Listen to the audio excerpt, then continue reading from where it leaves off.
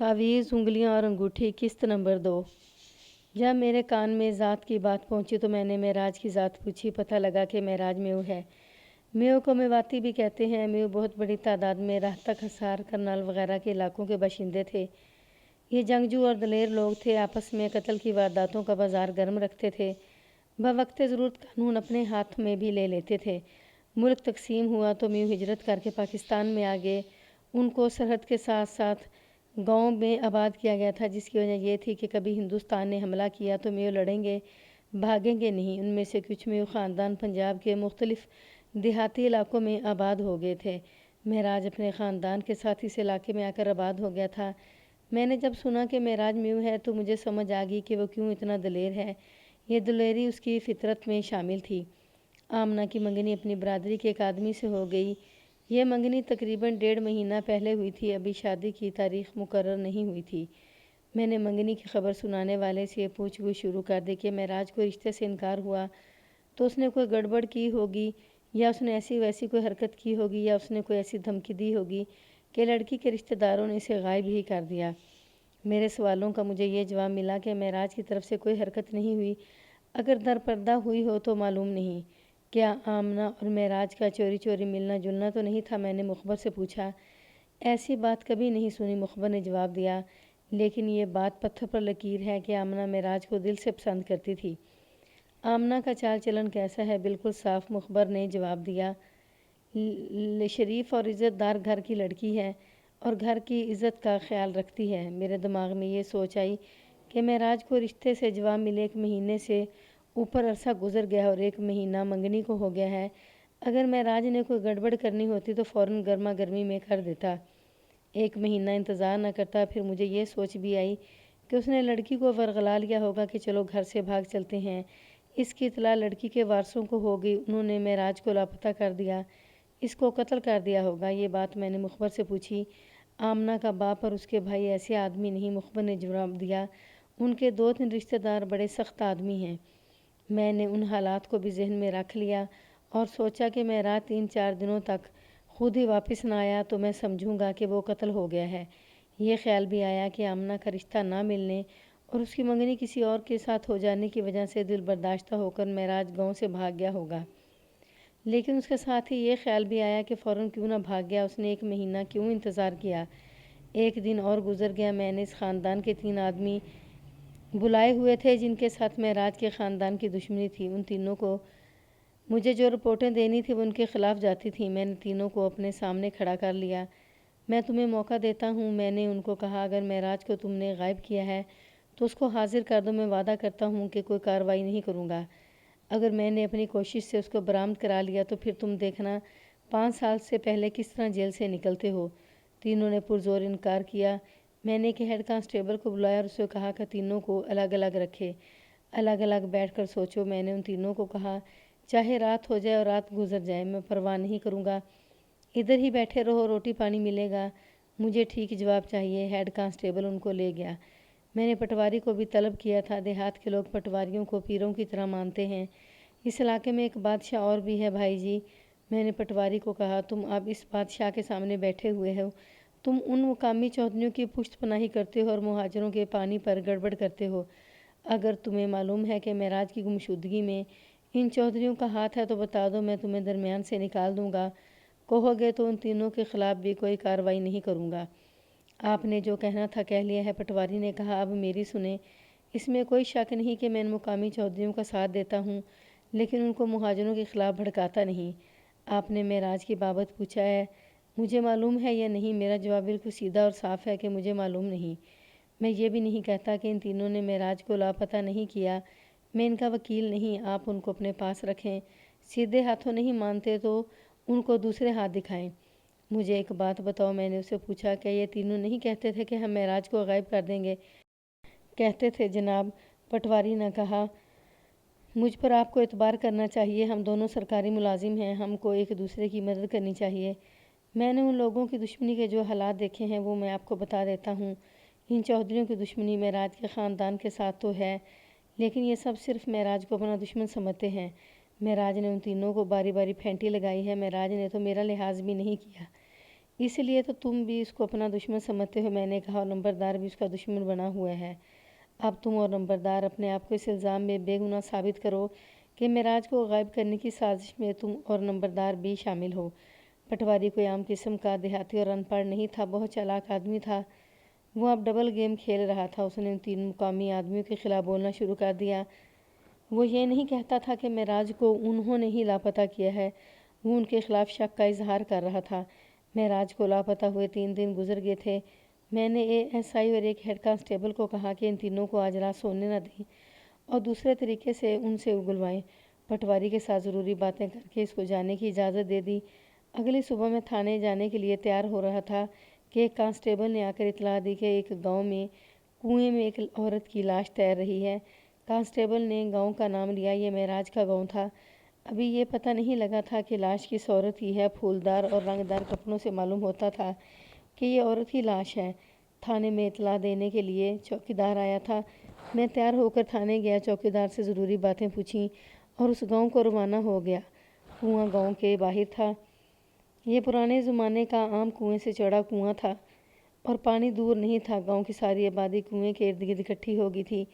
میں نے کنویں سے لاش نکلوانے کا بندوبست کیا۔ لاش باہر آئی اور ابھی چارپائی پر ڈالی جا رہی تھی کہ مجھے کسی کی آواز سنائی دی، یہ تو آمنہ ہے۔ پھر اور آوازیں سنائی دینے لگیں، آمنہ ہے، آمنہ کی لاش ہے۔ آمنہ کا باپ اور بھائی آگے آئے اور رونے لگے۔ یہ 21-22 سال کی عمر کی خوبصورت لڑکی تھی۔ یہ تمہاری کیا لگتی تھی؟ میں نے لاش پر رونے والے بڑی عمر کے ایک آدمی سے پوچھا۔ میری بیٹی تھی، اس نے جواب دیا۔ گھر سے کس وقت نکلی تھی؟ ہم صبح اذان کے وقت اٹھا کرتے ہیں، اس نے جواب دیا۔ آج صبح اٹھے تو یہ اپنی چارپائی پر نہیں تھی، اتنے سویرے تو یہ کبھی نہیں اٹھی تھی۔ ہمیں فکر لگی، باہر جا کر دیکھا، پھر گھر میں انتظار کیا اور صبح روشنی پھیلنے لگی۔ ہم شرم کے مارے کسی کو بتاتے نہیں تھے کہ ہماری لڑکی گھر سے چلی گئی ہے۔ میں نے اپنے ان بیٹوں سے پوچھا کہ کیا کیا جائے کہ باہر سے آوازیں آنے لگیں کہ کنویں میں لاش تیر رہی ہے۔ صبح عورتیں کنویں سے پانی لانے کو گئیں، انہوں نے لاش دیکھی تھی۔ میں اپنے بیٹوں کے ساتھ کنویں پر آ گیا۔ اب دیکھا تو وہ دھاڑے مار مار کر رونے لگا۔ وہ معمولی سا کسان نہیں تھا، اچھی پوزیشن کا ذمہ دار تھا اور کچھ تعلیم یافتہ بھی تھا۔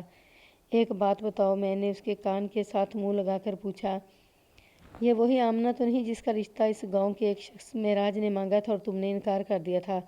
ہاں جی، اس نے جواب دیا، یہ وہی آمنہ ہے۔ میں نے اس کی منگنی ایک اور لڑکے کے ساتھ کر دی تھی۔ میں نے لاش پوسٹ مارٹم کے واسطے بھجوا دی اور کنویں کے پاس ایک درخت کے نیچے چلا گیا۔ فوراً 2 کرسیاں اور ایک چھوٹی میز اور 2 چارپائیاں آ گئیں۔ میں نے آمنہ کے باپ کو اپنے پاس بٹھا لیا۔ کیوں بھائی؟ میں نے پوچھا، یہ کیا معاملہ ہے؟ تم کیا سمجھتے ہو؟ میں تو یہی سمجھتا ہوں کہ میری بیٹی نے اپنی جان خود لی ہے، اس نے جواب دیا۔ کوئی وجہ اپنی منگنی پر وہ خوش نہیں تھی۔ اس نے کہا، معراج کے ساتھ شادی کرنا چاہتی تھی۔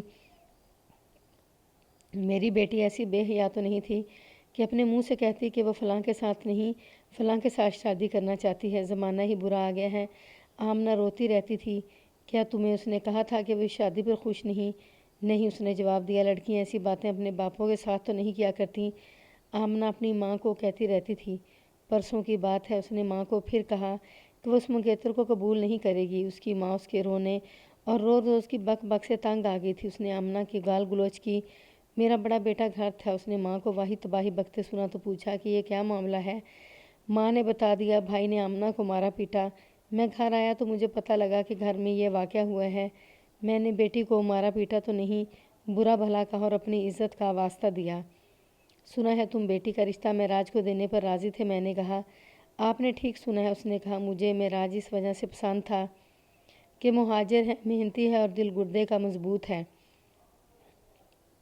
اس کا خاندان غریب تو نہیں۔ مجھے دیکھ کر افسوس ہوتا ہے کہ گاؤں کے کچھ لوگ مہاجروں کو اچھا نہیں سمجھتے۔ میں مہاجروں کو صرف اس لیے اچھا سمجھتا ہوں کہ یہ مہاجر ہیں اور انہوں نے پاکستان پر اپنے گھر بار اور جائیدادیں لٹا دی ہیں، اور یہ کہ ان پر ہندوؤں اور سکھوں نے بہت ظلم کیے ہیں۔ میں نے پاکستان بنانے میں بہت کام کیا ہے۔ میں شہر مسلم لیگ کے دفتر میں حکم اور پروگرام لینے جایا کرتا تھا۔ ایک بار میں گرفتار ہو گیا تھا، 1 مہینے بعد رہائی ملی تھی۔ یہ پاکستان میرے اپنے ہاتھوں سے بنایا ہوا ہے۔ مجھے ہر وہ آدمی، چاہے وہ میرا ذاتی دشمن ہو، اچھا لگتا ہے جس نے پاکستان کے واسطے کچھ نہ کچھ کام کیا اور قربانی دی ہے۔ اللہ کی لعنت پڑے میرے ان رشتہ داروں پر جنہوں نے اکٹھے ہو کر مجھے مجبور کر دیا کہ میں اپنی بیٹی کا رشتہ مہاجروں کے گھر میں نہ دوں۔ میری بیوی اور بیٹے بھی ان بدبختوں کی باتوں میں آ گئے۔ اس کی اس بات سے مجھے اندازہ ہو گیا کہ یہ معمولی ذہن کا آدمی نہیں اور یہ دل کا صاف آدمی ہے۔ میرے دل میں اس کی عزت پیدا ہوگی۔ میں نے سوچا کہ آمنہ کے بارے میں اس کی بجائے اس کی بیوی سے پوچھوں گا۔ مائیں بیٹیوں کے دلوں کی باتیں جانتی ہیں۔ معراج کو لاپتہ ہوئے 3 دن گزر گئے ہیں۔ میں نے آمنہ کے باپ کو کہا، تم کچھ بتا سکتے ہو کہ وہ کہاں غائب ہو گیا ہے یا اس کو دشمنوں نے غائب کر دیا ہے؟ کوئی بھی وجہ صحیح ہو سکتی ہے جناب، اس نے جواب دیا، اس کے دشمن بھی موجود ہیں۔ مجھے اب یہ شک ہونے لگا تھا کہ آمنہ نے معراج کے ساتھ شادی نہ ہونے سے دل برداشتہ ہو کر خودکشی کی ہے اور معراج بھی اسی وجہ سے گھر سے نکلا ہے اور اس نے کہیں دور جا کر گاڑی کے آگے آ کر خودکشی کر لی ہوگی۔ لیکن ابھی تو میں نے یہ یقین کرنا تھا کہ یہ واقعی خودکشی کی واردات ہے۔ میں نے آمنہ کی ماں کو بلانے کی بجائے میں خود اس کے گھر چلا گیا، اس کو الگ بٹھا کر پوچھ گچھ شروع کی۔ اس نے بھی وہی بات ذرا تفصیل سے بتائی کہ آمنہ معراج کے ساتھ شادی کرنا چاہتی تھی اور جس کے ساتھ اس کی منگنی ہوئی تھی وہ اس کو پسند نہیں کرتی تھی۔ ماں نے تصدیق کی کہ وہ اکیلی بیٹھ کر روتی رہتی تھی۔ ماں نے یہ بھی بتایا کہ آمنہ کو بھائی نے مارا پیٹا تو اس کے بعد آمنہ نے 2 مرتبہ کہا تھا کہ وہ اپنی زندگی ختم کر لے گی۔ کیا معراج سے وہ ملتی تھی؟ میں نے پوچھا، تمہیں کبھی پتہ چلا تھا کہ منگنی کے بعد بھی وہ معراج سے ملی ہے؟ وہ اب اس دنیا میں نہیں رہا۔ ماں نے جواب دیا، ہماری جو بے عزتی ہونی تھی ہو گئی ہے۔ جوان لڑکی کا کنویں میں چھلانگ لگا دینا ہماری بے عزتی نہیں تو اور کیا ہے؟ آمنہ ایسی لڑکی نہیں تھی کہ معراج کو الگ تھلگ ملتی۔ میں قسم بھی تو نہیں کھا سکتی، یہ بتا دیتی ہوں کہ معراج ہمارے گھر آتا تھا تو آمنہ کی خوشی دیکھی نہیں جاتی تھی، اس کی خاطرداری کرتی تھی، پھر اس کے ساتھ اس کے گھر جاتی رہتی تھی، بہانے بنا بنا کر اس کے گھر جاتی تھی۔ معراج نے رشتے کے بعد ہمارے گھر آنا چھوڑ دیا تھا۔ آمنہ کو بھی معلوم ہو گیا ہوگا کہ معراج کسی کو بتائے بغیر کہیں چلا گیا ہے۔ میں نے کہا، یہ سن کر آمنہ کا کیا حال ہوا تھا؟ بہت برا، ماں نے جواب دیا۔ پہلے تو اس کی یہ حالت ہوئی کہ چپ چاپ ایک جگہ نظر جما کر بیٹھ گئی، گھر کو کوئی کام نہ کیا، ہاتھ میں گلاس لیا تو گلاس ہاتھ سے گر پڑا، پھر اندر جا کر لیٹ گئی۔ اس سے 1 روز پہلے بھائی نے اس کو مارا تھا۔ میں نے رات کو دیکھا صحن میں بیٹھی ہوئی تھی، منتیں کر کے اندر لائی کہ باپ نے یا بھائیوں نے دیکھ لے تو ماریں گے۔ اگلے دن معراج کے گھر گئی، واپس آئی تو اس کی آنکھیں سوجی ہوئی تھیں۔ ماں نے آمنہ کی آخری دنوں کی جو حالت اور جو باتیں بیان کی ان سے تو یہی ثابت ہوتا تھا کہ اس نے خودکشی کی ہے۔ میرے واسطے یہی ثبوت بہت تھا کہ والدین کہہ رہے تھے کہ ان کی لڑکی نے خودکشی کی ہے۔ میں نے تو کاغذوں کا پیٹ بھرنا تھا اور مرنے والوں کی وارثوں سے تصدیق کرانی تھی کہ لڑکی نے خودکشی کی ہے۔ میرا کام یہیں پر ختم ہو جاتا، لیکن میں سمجھتا تھا کہ میری ڈیوٹی ابھی پوری نہیں ہوئی۔ یہ بھی ہو سکتا تھا کہ بھائی نے خود ہی اپنی بہن کو کنویں میں پھینک دیا ہو، وہ ان کے قابو سے نکل گئی ہوگی۔ میرے دماغ میں یہ سوچ بھی آئی کہ ہو سکتا ہے کہ معراج کا بھی سراغ مل جائے۔ میں نے آمنہ کی ماں کو کہا کہ آمنہ کی کسی ایسی سہیلی کو میرے پاس لے آئے جس کے ساتھ وہ دل کی ہر بات کرتی تھی۔ 15 منٹوں میں 2 لڑکیاں میرے پاس آ گئیں۔ ایک کی ابھی شادی نہیں ہوئی تھی، دوسری کی شادی ابھی 2 مہینے پہلے ہوئی تھی۔